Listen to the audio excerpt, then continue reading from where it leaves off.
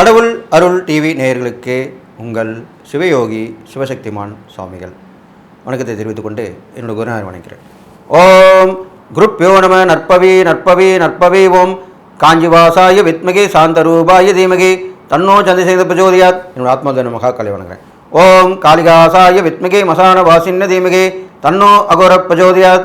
இந்த பதிவில் நான் முக்கியமான விஷயத்தை தான் சொல்ல போகிறேன். கூடாத கிரக சேர்க்கை அப்படி தான் சொல்லி ஆகணும். ஏன்னு கேட்டிங்கனாக்கா, கும்பராசியில் ஏற்கனவே சனி பகவான் இருக்கார்.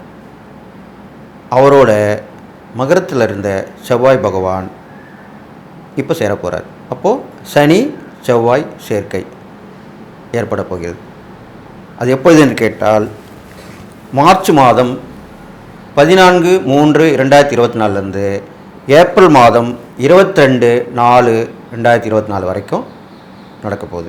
கிட்டத்தட்ட ஒரு 38-30 நாட்கள் அந்த பலன்கள் கண்டிப்பாக கிடைக்க போகுது. அப்போது இந்த சனி செவ்வாய் சேர்ந்தனால பொதுவாக என்ன நடக்கும், என்ன பலன்கள் ஏற்படும் அப்படின்றத இப்போ நான் சொல்ல போகிறேன்.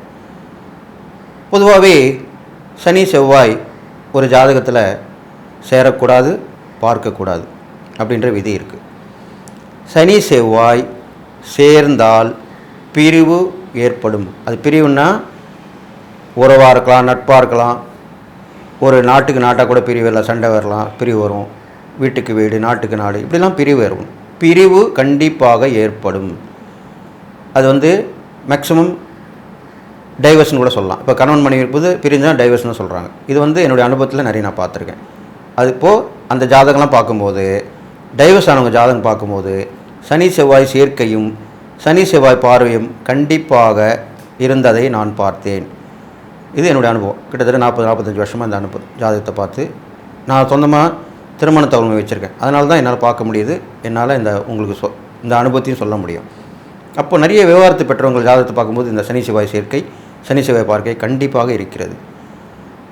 அதனால் அப்போ பிரிவு தான், பிரிவு ஏற்பட போகும். அப்போது நாட்டுக்கும் சரி, வீட்டுக்கும் சரி, வீட்டில் உள்ளவங்க பிரிஞ்சு போவாங்க, நாடு விட்டு நாடு போவாங்க. அந்த காலத்தில் பார்த்தீங்கன்னாக்கா பெரிய தண்டனை கொடுப்பாங்கன்னா நாடு விட்டு நாடு கடத்துவாங்க. அதெல்லாம் உண்மையாக நடந்த விஷயம். அது மாதிரி இப்போது நாடு விட்டு நாடு நிறைய பேர் போவாங்க. அது நல்லதாக இருக்கலாம், கெட்டதாக இருக்கலாம். கண்டிப்பாக இது நடக்கும்.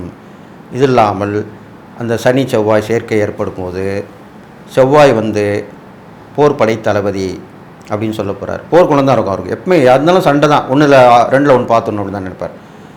அதே மாதிரி சனியும் பார்த்தீங்கன்னா அவரும் ஒரு ஆக்ரோஷமானவர், நீதி நிலைநாட்டுபவர், நேர்மை, சத்தியம் இதெல்லாம் பார்ப்பார். அப்போது இந்த 2 பேரும் சேரும்போது அந்த நல்லவர்களுக்கு மட்டும்தான் நன்மை நடக்க போகுது, தீயவர்களுக்கு கண்டிப்பாக இடமில்லை. அப்போ தண்டனை பெற்றவங்களாம் வேறு இடம் மாற்றுவாங்க. இப்போ அந்த காலத்தில் பார்த்தீங்கன்னாக்கா கைதிகள் இங்கே சிறைச்சாலையில் வச்சுருப்பாங்க. அப்போது ஒரு சிலர் என்ன பண்ணுவாங்க, ரொம்ப கடுமையான தண்டனை கொடுக்கணுன்ட்டு என்ன பண்ணுவாங்க, நம்ம இந்தியாவில் சேர்ந்த அந்தமான்ற ஒரு இடம் இருக்குது. அங்கே தான் சிறை, பெரிய சிறை இருக்கிறதுலே. அங்கே போய் அது ஒரு தீவு தான், அது அந்தமான்ற ஒரு தீவு தான். அந்த தீவு நடுவில் இருக்கிற சிறையில் வச்சுருவாங்க. இதெல்லாம் கண்டிப்பாக நடந்திருக்கு. இப்போ ஒரு சில இப்போயும் நடந்து தான் இருக்குது. இருந்தாலும் அப்போலாம் முன்பு காலத்துலலாம் நிறைய நடக்கும். அந்தமானில் கொண்டு போய் வச்சுருவாங்க கடுமையான குற்றம் செஞ்சவங்களை. இதெல்லாமே தான் இப்போது நடக்க போகுது. ஏன் இப்படி சொல்லிட்டு வரேன்னா, இப்போ அந்த காலகட்டங்கள் தான் இப்போ வந்திருக்கு. இந்த சனி செவ்வாய் செயற்கையாக இருக்கும்போது வீட்லேயும் சரி, நாட்டிலையும் சரி போர் மூழ்வதற்கு வாய்ப்புகள் இருக்குது. போர்னாலே வாக்குவாதங்கள், அப்படி வாக்குவாதம் முட்டினா தான் சண்டை சட்டுன்னு வந்துடாது. வாக்குவாதம் முட்டினால் வரும். வாய் வார்த்தை பேசும்போது சண்டை, கோபம் அது மூலிமா சண்டை வரும். இது வீட்டுக்கும் சரி, நாட்டுக்கும் சரி. இப்போ உள்ள இந்த காலகட்டத்தில் அரசியலிலும் சரி, கலைத்துறையில் நிறைய பிரிவு ஏற்பட போகிறது. இதில் ஒருத்தருக்கு ஒருத்தர் திட்டிப்பாங்க, ஒருத்தருக்கு ஒருத்தர் சண்டை போடுவாங்க, போர் குணமாக பார்ப்பாங்க, நல்ல வார்த்தைகள் வராது. இதெல்லாமே இந்த காலகட்டத்தில் நடக்கும். அப்போது கடைசியில் முடிவு நல்லன்மையாக தான் வரும். அது இப்போது நடக்கக்கூடிய விஷயத்தை தான் சொல்கிறேன்.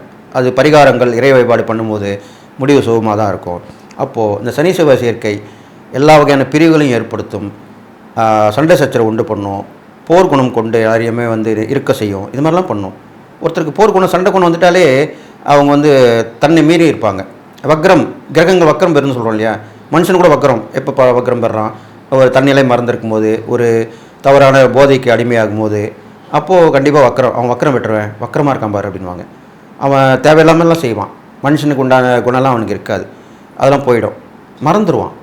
அப்புறம் அந்த அவனோட அந்த போதை, அந்த கெட்ட பழக்கங்களும் போன பிறகு அவன் திருப்பி நல்லவனாக இருப்பான். இதுதான் உண்மை, நிதர்சனமான உண்மை. அப்போது இந்த மாதிரி விஷயங்கள்லாம் நடக்கும். இந்த சனி செவ்வாய் சேர்க்கையில் இந்த மாதிரிலாம் நடக்கும். இது இல்லாமல் நல்லா கேட்டுங்க, வறண்ட பயிருக்கு வந்து வறண்ட வானம் அப்படி சொல்லுவாங்க, மழை பெய்யாமல் இருக்கும். வறண்ட வானம் ஏற்பட்டு பயிர்கள் அழியக்கூடிய அமைப்பு இருக்கிறது. இதில் வந்து நெற்பயிர் முக்கியமாக காப்பாற்றப்படணும். இப்போது சமீபத்தில் கூட பார்த்திங்கன்னா அந்த சிவன் மலையில் உள்ள ஆண்டவன்பட்டியில் நெல் தான் வச்சுருக்காங்க. அது வந்து முன்னாடி தெரிஞ்சு தான் வச்சுருக்காங்க. அப்போ அந்த நெல் வச்சுருக்க காரணம் என்னன்னு கேட்டிங்கன்னா, அந்த நெற்பயிர்னா எல்லா வகை பயிரும் தான், எல்லா வகை பயிரும் வைக்க முடியாது. நெல் தான் எல்லாத்துக்குமே உரிய பயிர். மற்ற பயிரெலாம் வந்து சாப்பிட்லாம், ஆனால் எல்லாருமே அரிசி சோறு தான் முக்கியமாக சாப்பிட்றது. அப்போ அந்த நெல் வச்சுருக்காங்க. அதுக்கு எதுனா காரணம் கேட்டிங்கன்னா, இப்போ இந்த சனி செவ்வாய் சேர்க்கை வரப்போகுது. அப்போது அந்த நேரத்தில் தானியம் விளைச்சல் குறைச்சலாக இருக்கும். அரிசி விலை பயங்கரமாக ஏறும், கண்டிப்பாக ஏறும். நான் ஏற்கனவே முன்னாடி பதிவில் சொல்லியிருக்கேன், அரிசி விலை ஏறும், கடும் பஞ்சம் பட்டினி வரப்போகுது அப்படின்லாம் சொல்லியிருக்கேன். அதுக்குன்னா காலகட்டமாக தான் அந்த சனி செவ்வாய் சேர்க்கை இருக்க போகுது. அப்போது பயிர்கள் அழியும், விலையேற்றம் ஏற்படும், நெற்பயிர் விலையேற்றம் ஏற்படும், அரிசி நிறைய விலைவாசியில் அதிகமாக இருக்கும். இப்போ கூட அரசாங்கத்தில் குறைச்ச விலைக்கு சொல்கிறாங்க, இருந்தால் கூட அது பெரிய சாத்தியம் இல்லை. எல்லாருக்கும் அது கொடுக்கணுன்ற முடியாது போயிடும். அதனால இதை வந்து நிறைய நல்லவங்க இருக்காங்க, கெட்டவங்க இருக்காங்க. இது வந்து பதுக்கப்படும், நெற்பயிர் வந்து பதுக்கப்படும். அப்போது வந்து அதை வந்து 1க்கு 2 வைப்பாங்க, பிளாக்கில் வைப்பாங்க. இப்படி தான் நடக்க போகுது. இதுதான் உண்மையான விஷயம். அதனால் இதெல்லாம் இந்த பொதுவான பலன் நான் சொல்லியிருக்கேன். இதில் நீங்கள் உஷாராக இருந்துக்கணும். பஞ்சம் பட்டினி வரதுக்கு வாய்ப்பு இருக்குது, அதனால் உஷாராக இருந்துக்கணும். அதுக்காக வாங்கி சேர்த்துடக்கூடாது.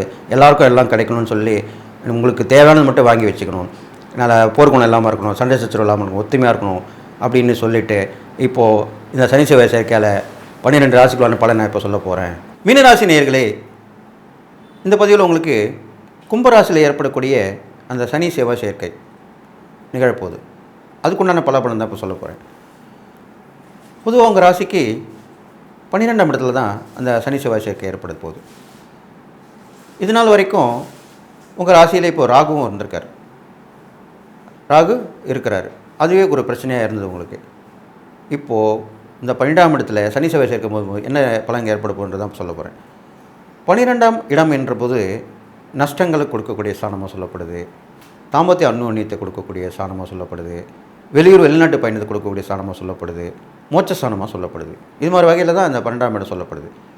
அப்போ இந்த 12ஆம் இடத்துக்கும் போது நல்லா கேட்டுங்க, மீனராசிக்கு வந்து அவ்வளோ பாதிப்பு வராது. ஏன்னு கேட்டிங்கனாக்கா, 12ஆம் இடத்தில் எந்த பாவகரங்கள் சேர்க்கை இருந்தாலும் அது அந்த பவர் சக்தி இழந்துடும். இது வந்து பொதுவான விதி, ஜோதிடத்தில் பொதுவான விதியாக சொல்லப்படுது. 12ஆம் இடத்தில் இருக்கக்கூடிய 6, 8, 12 மறைவு ஸ்தானம் சொல்கிறோம் இல்லையா, அதில் 12ஆம் இடம்ன்றது நஷ்டன்றது எல்லாம் முடிஞ்சு போச்சு, அவ்வளோதான். ஒருத்தர் நஷ்டம், இப்போது ஒருத்தர் தொழில் பண்ணுறான், ஒன்றுமே எல்லாம் போயிடுச்சு. அப்போ என்ன பண்ணுறான், இன்சால்வன்சி சர்டிஃபிகேட் கொடுப்பான், மஞ்சள் கடிதாசின்னு சொல்லுவாங்க அதுக்கு பேர். அது கொடுத்துட்டாலும் முடிஞ்சிச்சு, அவ்வளோதான். அவனை யாருக்கும் தண்டனை கொடுக்க மாட்டேன், என்கிட்ட ஒன்றும் இல்லை, அவ்வளோதான். எனக்கு என்னோடய வாழ்வாதாரமே போயிடுச்சு, இனிமேல் யாரும் எது கட்டாலும் எல்லாம் கொடுக்க முடியாதுவான். இது உண்மையான விஷயம். அப்பேற்பட்ட விஷயத்தை தான் உங்களுக்கு உதாரணமாக சொல்லியிருக்கேன். அந்த மீனரை 12ஆம் இடத்துல வந்திருக்காது. 12ஆம் இடத்துல இருக்கிறனால உங்களுக்கு அதனால் பாதிப்பு குறைவாக தான் இருக்கும். அப்போது என்ன வகைகளை அந்த மாதிரி பலன்கள் ஏற்படுன்னு பார்த்தீங்கன்னா, நீங்கள் இப்போ வெளிநாட்டுக்கு கிளம்பி ரெடியாக இருப்பீங்க, கொஞ்சம் சிறு தடங்கள் வரும். அது விட்டுறக்கூடாது. முயற்சி தான் எடுக்கிறது இல்லை, விடாமுயற்சி எடுக்கணும். இந்த மாதிரி காலகட்டங்களில் நீங்கள் விடாமுயற்சி எடுத்தால் கண்டிப்பாக அந்த பயணம் சக்ஸஸ் ஆகும். நஷ்டங்கள் ஏற்படும், தொழிலாக இருந்தாலும் வியாபாரம் இருந்தாலும். அப்போது விட்டுடக்கூடாது. அது எதெல்லாம் நஷ்டம் ஏற்பட்டது அப்படின்னு பகுத்தறிந்து கவனத்தை செலுத்தி அதில் திருப்பி போனீங்கன்னா கண்டிப்பாக லாபம் வந்துடும். பெரிய லாபம் வரணும்னு கூட ஓரளவுக்கு லாபம் வந்துடும். ஓரளவுக்கு லாபம் வந்தாலே போதுமே, அதுதான் உண்மையான விஷயம். இப்போ நம்மளுக்கு இந்த கொரோனா காலத்தில் பார்த்தீங்கன்னாக்கா எல்லாருமே பணக்காரலாம் ஏழை ஆகிட்டான், பிச்சைக்காரன் ஆகிட்டான், ரொம்ப கஷ்டப்பட்டாங்க, வருமானமே எல்லாம் போச்சு. நிறைய கடைகள் மூடப்பட்டது, சாப்பாடு அதுக்குண்டான இது வகை தான் திறந்தது. மற்றபடி லக்ஸுரிஸ்லாம் மூடப்பட்டது, நகைக்கடை, துணிக்கடை, இது மாதிரி கடையெல்லாம் மூடியாச்சு. மக்கள் வீணாக பணத்தை செலவழிச்சிருந்தாங்க. மக்கள் நல்ல விஷயத்துக்கு செலவு பண்ணது அந்த காலகட்டம் தான். அது எதுக்கு சொல்ல வரேன்னா, இந்த மாதிரி காலகட்டங்கள் தான் உங்களுக்கு இப்போது ஏற்பட போகுது. அப்போ நீங்கள் கவனமாக இருக்கணும்.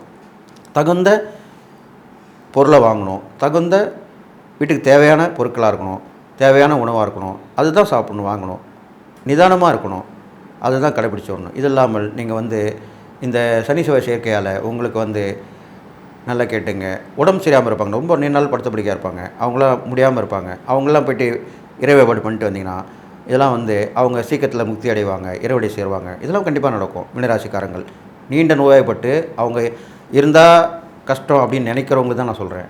ஏன்னா இப்போ அந்த 12ஆம் இடத்துல மோட்சஸ்தானத்தில் வந்து சனி செவ்வாய் சேர்க்கப்பட்டனால கண்டிப்பாக அவங்க மோட்சம் பெறுவார்கள். அப்போது நீங்கள் என்ன பண்ணணும்னு கேட்டிங்கன்னா, சிவன் வழிபாடு. சிவன் தான் முக்தி கொடுக்குறவர், அவர் மோட்சக்காரனே அவர் தான். அந்த சிவன் வழிபாடு சனிக்கிழமையில் வச்சுக்கணும். பெரிய அகல் தீபம் போட்டு அவங்களுக்காக வேண்டிட்டு வந்தீங்கன்னா அவங்க விரைவில் இறைவனை சேருவார்கள். இது ஒன்று முக்கியமான விஷயம். இது இல்லாமல் நீங்கள் நீர்நிலை நிறைஞ்சிருக்கிற முருகப்பெருமானை வழிபட்டு வரணும். அது பக்கத்தில் இருக்கிற கோயில் சிவன் வழிபாடு, சனிக்கிழமையில் சிவன் வழிபாடு, செவ்வாய்க்கிழமை முருகர் வழிபாடு, இதெல்லாம் பண்ணிட்டு வரணும். தொடர்ந்து பண்ணிட்டு வரலாம். ஆறுபடை வீடு முருகர் கோவில் போயிட்டு வரலாம். நீங்கள் ஸ்பெஷலாக ஒரு கோவில் போகணும்னாக்கா நல்லா கேட்டுங்க, மருதமலை முருகர், அந்த முருகர் கோயிலுக்கு போயிட்டு வந்து ரொம்ப விசேஷம். ஏன்னா அந்த கோயில் தான் உங்கள் ராசிக்கு ரொம்ப உகந்ததாக சொல்லப்படுது. அந்த கோயிலுக்கு போயிட்டு வந்தீங்கன்னாக்கா, இது 7வது படை வீடாகவும் சொல்லப்படுது. அந்த கோயிலுக்கு போயிட்டு வந்தீங்கன்னா உங்களுடைய தடைப்பட்ட விஷயங்கள் எல்லா பிரச்சனையும் தீரும். அங்கே வந்து குழந்தை வடிவத்தில் இருப்பார், தனியாக நிற்பார். தனியாக இருக்கிறவர் தான் அந்த முருகர், மருதமலை முருகர். அவருக்கு ரொம்ப விசேஷமான சக்தி பெற்றவர் அவர். அங்கே போனவங்களுக்கு தான் தெரியும். அங்கே ஒரு சித்தருடைய ஜீவசமாதி இருக்குது. சித்தருடைய ஜீவசமாதியாக இருக்குது. ஜீவசமாதி இருக்கிற இடமே கண்டிப்பாக செழிப்புற்று விளங்கும். அதுக்கு உதாரணம் வந்து திருப்பதி எடுத்துக்கலாம். திருப்பதியில் வந்து கொங்கண சித்தர் இருக்கார் அந்த பெருமாளுக்கு கீழே. அதனால தான் அந்த திருப்பதி வந்து பிரசித்தி பெற்று விளங்குது. அது மாதிரி அந்த மருதமலையிலும் பழனியில் எப்படி சித்தர் இருக்கார், அது மாதிரி அங்கேயும் ஒரு சித்தர் இருக்கார் அந்த மருதமலைக்கடியில். அதை போய் நீங்கள் அதை வழிபட்டு வரலாம். அந்த முருகர் வழிபாடு வச்சுக்கலாம். முருகருக்கு மாலை வாங்கி சாற்ற வேண்டும். மருதமலை முருகருக்கு என்ன விஷயம்னு கேட்டிங்கன்னா, அவருக்கு ரோஜாப்பூ மாலை ரொம்ப பிடிக்கும். நான் நிறைய தடவை போயிருக்கேன், பார்த்துருக்கேன், கேட்டிருக்கேன், விசாரிச்சிருக்கேன். ரோஜாப்பூ மாலை வாங்கி போட்டால் ரொம்ப விசேஷம். அதுவும் பன்னீர் ரோஜா, நல்லா கேட்டுங்க, பன்னீர் ரோஜா. இந்த மாலை வாங்கி போடணும். வாங்கி போட்டு வந்தீங்கன்னா கண்டிப்பாக நடக்கும். அடியேன் வந்து மாலை வாங்கி போகணுன்னு நினச்சேன், கோயிலுக்குள்ளே போனேன், வாங்க முடியல. நைட்டு கடை கோயில் சாத்துற நேரம் எல்லாம் தரிசனம் முடிச்சு வரும்போது அந்த ஐயர் வந்து எனக்கு மாலை போடுறார். இது எவ்வளோ பெரிய விஷயம். முருகருடைய அருள் பார்த்தீங்களா. நான் வாங்கணும்னு நினச்சா நான் வாங்க முடியல, டைம் ஆச்சுன்னு சொல்லிட்டு போயிட்டேன். அவர் எனக்கு மாலை போடுறாரு கடைசியாக. அப்போ தான் கோயில் மூட போகிற நேரம்.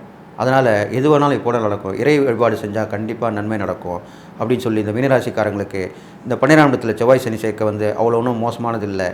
உங்களை விட்டு எல்லாமே விலகிடும். நல்ல நிலைமைக்கு வந்துடுங்க. நான் சொன்ன அந்த இறை பரிகாரங்கள், தான தர்மங்கள் இதெல்லாம் பண்ணிட்டு வந்தீங்கன்னா கண்டிப்பாக நல்லது நடக்கும். இதுலேருந்து வெளியே வந்துடுவீங்க அப்படின்னு சொல்லிட்டு நீங்கள் எல்லாம் பெற்று வாழ போகிறீங்கன்னு சொல்லி வாழ்த்தி என்னுடைய விவசாய மகாவாரியம் நான்கிறேன். ஓம் மகிஷத் பஜாய வித்மிகே சண்டகஸ்தாய திமிகே தன்னோ வாராகி பிரஜோதயாத். வாராகியர் பரிபூர்ணங்க சொல்லி வாழ்த்தி விடைபெறுகிறேன். நன்றி, வணக்கம். கடவுள் அருள் டிவியை பார்த்தமைக்க நன்றிகள். மேலும் இது போன்ற தகவல்களை தெரிந்து கொள்ள கடவுள் அருள் டிவியை சப்ஸ்கிரைப் செய்யுங்கள். மறக்காமல் பெல் ஐக்கானை கிளிக் செய்யுங்கள்.